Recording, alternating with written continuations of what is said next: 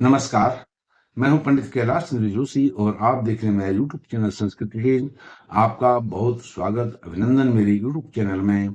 मित्रों, यदि आपकी राशि मिथुन राशि है तो यह वीडियो आपके लिए है। यह वीडियो आपकी जन्म राशि, चंद्र राशि, मून साइन पर आधारित है। यदि आप अपनी जन्म पत्रिका का विश्लेषण कराना चाहते हैं तो मेरे इस वीडियो पर चल रहे नंबर पर संपर्क कर सकते हैं। एक और निवेदन आपसे करना है, यदि वीडियो का कंटेंट आपको अच्छा लगे तो वीडियो को लाइक कीजिए, शेयर कीजिए, चैनल को सब्सक्राइब कीजिए और कमेंट बॉक्स में जरूर कमेंट कीजिए।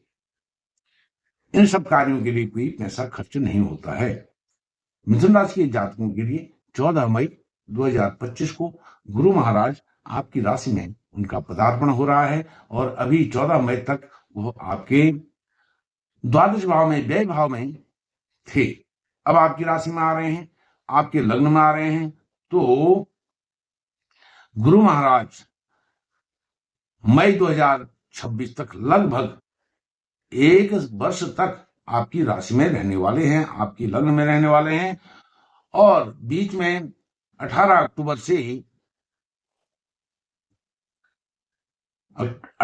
2025 से 2 दिसंबर 2025 तक वह कर्क राशि में जाएंगे मार्गी होते हुए, और फिर 2 दिसंबर के बाद फिर वह बकरी होकर के आपकी राशि में आएंगे। तो फिर वह रहेंगे 2 जून तक आपकी राशि। अब वह जल्दी में रहेंगे गुरु। थंबनेल में आपने देखा, बहुत जल्दी में रहेंगे गुरु, होगा असली खेल शुरू, दोनों हाथों में लड्डू। अब दोनों हाथों में लड्डू कैसे रहेंगे, इसलिए आपको वीडियो के आरंभ से अंत तक बने रहना होगा। अब गुरु महाराज अतिचारी हो रहे हैं, बहुत अधिक गति में हैं।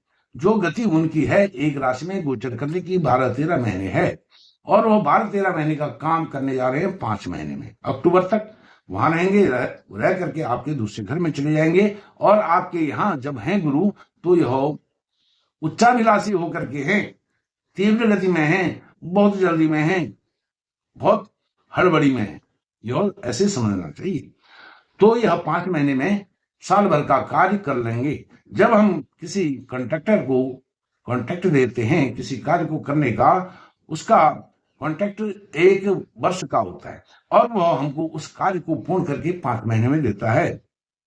तो आप बताइए, जो इंजीनियर्स ने टाइम फ्रेम तय कर रखा है 1 वर्ष का, उसको ठेकेदार 5 महीने में पूर्ण कर रहा है। कहीं कोई कमी तो नहीं रह जाएगी? जरूर कमी रहेगी, कोई ना कोई उसमें कुछ विसंगतियां अवश्य रहेंगी, कमियां रहेंगी, त्रुटियां रहेंगी। अब इन त्रुटियों को देखने के लिए, क्योंकि वो जल्दी में कर गए अपना काम, फिर वो वापस आएंगे। कहीं कोई छूट तो नहीं है, कुछ बात तो नहीं रहेगी है, इसलिए वो फिर वहां आएंगे। जब वह बकरी होकर के आएंगे तब आपको और अधिक अच्छा फल लगे। अब आपको बताता हूं, गुरु आपके लिए कारक नहीं होते हैं, लेकिन वह आपके 7वें भाव के स्वामी और 10वें भाव के 2 केंद्र भावों के स्वामी होकर के केंद्र भाव में ही आपकी राशि में विराजमान है। जब केंद्र भाव में गुरु महाराज विराजमान होते हैं तो वह अपने आप में एक बहुत बड़ा योग, सुयोग होता है, बलिष्ठ योग होता है। गुरु महाराज जहां होते हैं, आपने सुना होगा कि गुरु महाराज वहां अच्छा फल नहीं करते हैं। यह पूर्णतः सत्य नहीं है, यह अपूर्ण बात है, अपूर्ण सत्य है, अधूरा सत्य है। तो गुरु महाराज कहाँ आए हैं? आपकी राशि में। आपकी राशि क्या है? बुद्धि की राशि है, बुध की राशि है, बुद्धि देने वाली राशि है, बुद्धि प्रदायक राशि है। और जब बुद्धि और ज्ञान दोनों मिल जाते हैं तो वह ज्ञान शिखर पर पहुंचता है और बुद्धि से, विवेक से कार्य होते हैं। अब वह 10वें भाव के स्वामी हैं। आपको बताता हूं, धर्म त्रिकोण में विराजमान होकर के दूसरे धर्म त्रिकोण 5वें भाव को पंचम दृष्टि से देखेंगे और साथ में 7वीं दृष्टि से काम भाव को देखेंगे और 9वीं दृष्टि से फिर धर्म भाव को देखेंगे। यह 3 धर्म भावों को प्रभावित करेंगे, एक काम भाव को प्रभावित करेंगे, शुभ प्रभाव देंगे, और साथ में यह जहां है वहां भी प्रभाव डालेंगे। अर्थात गुरु 4 घरों को प्रभावित कर रहे हैं। 4 के साथ साथ 10वें भाव को भी हमें नहीं भूलना चाहिए। 10वें भाव के स्वामी हैं तो 10वें भाव को भी वह कहीं ना कहीं प्रभावित करेंगे। तो इस प्रकार से जैसे मैंने बताया, गुरु आपकी राशि में विराजमान है तो आपका जो व्यक्तित्व है, व्यक्तित्व में एक विशेष निखार आएगा। आप अपनी बुद्धि के बल पर, ज्ञान के बल पर सबको प्रभावित कर पाएंगे, अच्छा प्रभाव डाल पाएंगे, और लोग आपके जो बुद्धि है, विवेक है, आपकी पर्सनालिटी है, आपका जो व्यक्तित्व है, उसके कायल होकर के आपका अनुसरण करेंगे, आपसे प्रेरित होकर। और आपके चेहरे का जो ग्लो है, रौनक है, आपका जो आपका जो तेज है, वह देखते ही बनेगा। वह आपके कार्यों में भी परिलक्षित होगा, परिणति उसकी होगी। अब गुरु की दृष्टि पंचम भाव पर। पंचम भाव क्या है? आपकी संतान का भाव है। आपकी संतान का, उच्च शिक्षा का, संतान अच्छे खुशखबरियां, प्रेम संबंधों में अच्छी सौहार्दपूर्ण व्यवहार, और संतान इतना अच्छा करेगी कि संतान से हर तरफ से, चारों दिशाओं से शुभ समाचार ही आपको मिलेंगे। संतान की पढ़ाई लिखाई अच्छी हो सकती है, संतान की जॉब अच्छी हो सकती है, संतान ने पढ़ लिख लिया है तो अच्छे इंस्टीट्यूट में, अच्छे कॉलेज में, अच्छे व्यवसाय के लिए अच्छी ट्रेनिंग, क्वालिफिकेशन वो अर्जित कर सकते हैं। साथ में प्रेम संबंध। अब सप्तम भाव पर दृष्टि है, पंचम भाव पर दृष्टि है गुरु की। गुरु विवाह के भी कारक है और ज्ञान के भी कारक हैं, तो विवाह कारक योग भी बनता है गुरु का 14 मई के बाद। 14 मई 25 से मई 2026 तक यदि आपका विवाह नहीं हुआ है, यह 1 वर्ष का समय है, आपका विवाह होगा। विवाह नहीं होगा, विवाह की बातचीत और अपने अंतिम परिणाम तक पहुंचेगी, विवाह होकर के रहेगा। यदि प्रेम संबंधों में आप हैं, प्रेम संबंध सौहार्दपूर्ण होंगे और आपको समझ आएगी कि क्या मेरे साथ गलत हो रहा है, क्या सही हो रहा है। अर्थात बुद्धि, विवेक, ज्ञान, यह सब तीनों मिल करके एक त्रिकोण ऐसा बनाएंगे जिसके अंदर आपके, जिसके कारण आपके अंदर एक समझ, सोच विकसित होगी, जिसके बल पर आप समझ पाएंगे, एनालाइज कर पाएंगे कि मेरे साथ क्या अच्छा हो रहा है, क्या गलत हो रहा है। यह होगा।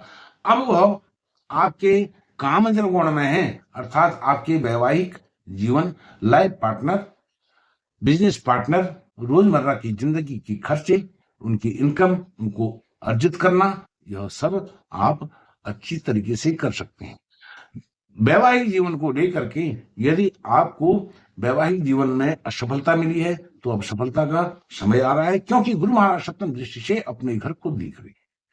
हालांकि गुरु महाराज की वह जहां सप्तम दृष्टि, सप्तम भाव है, वह उनकी मूल त्रिकोण राशि है, मूल त्रिकोण राशि से दूर हैं, लेकिन सप्तम दृष्टि से देख रहे हैं। यह अच्छा परिणाम आपको मिलने जा रहा है। और कोई आपके साथ प्रेम संबंधों में भी धोखाधड़ी, फ्रॉड होने की आशंका बिल्कुल नहीं रहेगी 1 वर्ष के लिए, मई 2025 से मई 2026 तक। अब जो तीसरा धर्म त्रिकोण है, नवम भाव, नवम भाव में नवम दृष्टि से गुरु देख रहे हैं। पहला, 5वां और 9वां, यह 1, 5, 9 धर्म त्रिकोण है। धर्म त्रिकोण पर नवम भाव पर उनकी नवम दृष्टि है, तो इससे धार्मिक कार्यों में रुचि बढ़ेगी, धार्मिक यात्राएं होंगी और तीर्थ यात्राएं होंगी, अच्छी यात्राएं होंगी। जो आपके डीएनए में है, आपके पैतृक जनरेशन में है, वह आपके अंदर आएगी। आप धर्म कर्म का कार्य जितना भी करेंगे वह आपको लाभ देने वाला होगा, अर्थात भाग्य भी आपका साथ देगा। जो भी आप धार्मिक कार्य करेंगे उससे वह आपको भाग्य के रूप में, भाग्य साथ देते हुए दिखाई देगा।